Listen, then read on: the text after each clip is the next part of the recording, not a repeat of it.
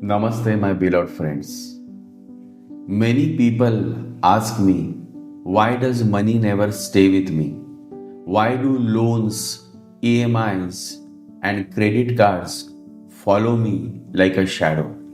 Why do I keep struggling despite hard work?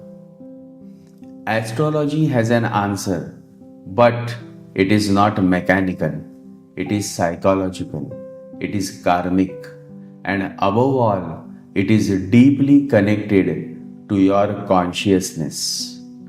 At the very root of all financial debts sits one planet, the moon. Because moon represents the mind, and remember this eternal truth: money follows the mind. When the mind is restless, money becomes restless. When pleasure seeking Venus, impulsive Mars, or illusion creating Rahu afflicts the moon, the mind loses balance. And when the mind loses balance, spending becomes emotional, impulsive. You don't spend because you need, you spend because you are escaping something within. Astrologically, the sixth house represents debts, money you owe to banks and institutions. The 12th house represents drainage, expenses, losses, wastage, and financial leakage. Now, listen carefully. When the 6th and 12th houses get afflicted, especially by Venus, Rahu, or Mars, money flows out without awareness. And if the 6th house lord is retrograde while Rahu sits in the 2nd house, it becomes a classic combination of bad debts, repeated loans, loss of reputation, and poor credit ranking. But here is the deeper truth most people miss. The houses that rescue you are not the 6th and 12th. They are the 2nd house, which signify wealth, values, speech, and the 11th house, which signify gains, income, and recovery. If these two houses and their lords become strong through transit, dasha, or conscious living, then even the worst debt karma begins to dissolve. There comes a phase in life when you are just surviving. Every day feels heavy. You don't know when the bank call will come. You don't know when humiliation will knock on your door. Relatives smile on your face but gossip behind your back. Friends disappear quietly. Well-wishers secretly enjoy your fall. For the world you have already lost. But if you come to me, I will tell you one thing. Picture abhi baaki hai. Meaning, still the movie is not complete. Still the movie of your life, the story of your life is not complete. Picture abhi baaki hai. Because planets change, and when your 2nd and 11th houses activate, solutions appear from nowhere. Assets find buyers. Opportunities emerge. Enemies fall silent. Always remember, there is no glory in never falling. The real glory is rising every time you fall. Let me share a wisdom story with you. Once there was a man who built a grand palace. When fate turned, the same palace became his prison. People mocked him. They said his story was finished. Years later, when he walked out, older but calmer, he said only one line: I did not lose my life in prison. I lost my ego there.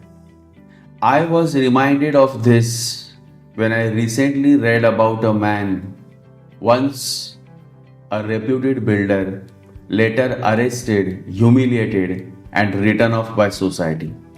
He spent years in jail, And then, after the age of 65, finally the truth surfaced, though late.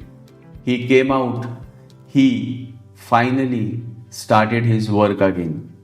And today, he is rebuilding his life. Planets don't punish success, they punish unconsciousness.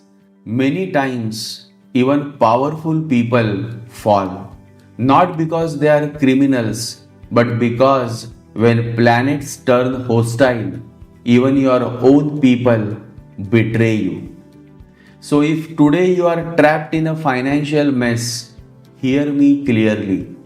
The moment your second and 11th houses gain strength, you will come out smiling. And remember, the greatest revenge is not anger, the greatest revenge is success. Now, let me guide you not with superstition but with discipline that awakens awareness. I will reveal 11 spiritual guidelines to heal debt karma. These are not rituals, they are training for your mind and soul. The first remedy, Ekadashi fasting. Observe a full Ekadashi fast with only fruits and milk. This disciplines the moon, weakens unconscious cravings, purifies desires, attracts financial stability, and aligns your mind with divine grace, allowing your prayers to manifest. The second remedy, chant Vishnu Mantra. Om Namo Bhagavate Vasudevaya. Om Namo Bhagavate Vasudevaya. Chant this mantra 108 times morning and evening using a spatik mala. The third remedy, respect women in your family and also at your workplace. Honor their dignity, words, and space. This strengthens Venus and the second house of values, ensuring that wealth and grace remain sustained. Visit Hanuman temple every Saturday, break one coconut and offer laddus or sweets. This pacifies 6th house debt karma. Serve fresh tea or coffee to homeless people on Saturdays. Read Vishnu Purana, one chapter every Wednesday and Thursday. Feed stray dogs every Sunday and help them medically whenever possible. Offer water to the Audhumbar tree, that is a cluster fig tree, every Thursday, and light a diya with cow's ghee beneath that Audhumbar tree. Purify your speech.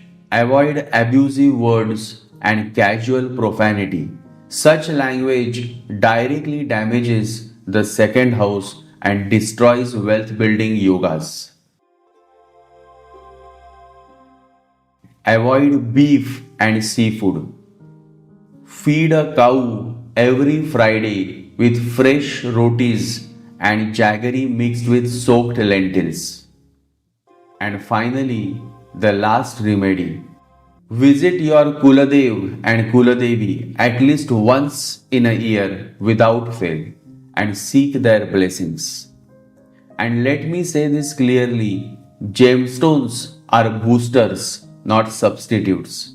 What will a stone boost if there is no discipline, no gratitude, and no awareness within you? A gemstone can amplify energy, but it cannot replace character. If you don't change yourself, even when planets change, you will fall again into another financial trap. Life repeats itself until you become mindful. This sharing is not to scare you, it is to wake you up gently, because happiness is not ready made. Happiness comes from your own actions. Change your actions, refine your awareness, and when your planets turn favorable, you will be ready. You will rise, not just richer, but wiser. And that rise, no planet can ever take away from you. And so that is the message, that if you truly want to come out of this financial debt or financial crisis, you have to start working on yourself.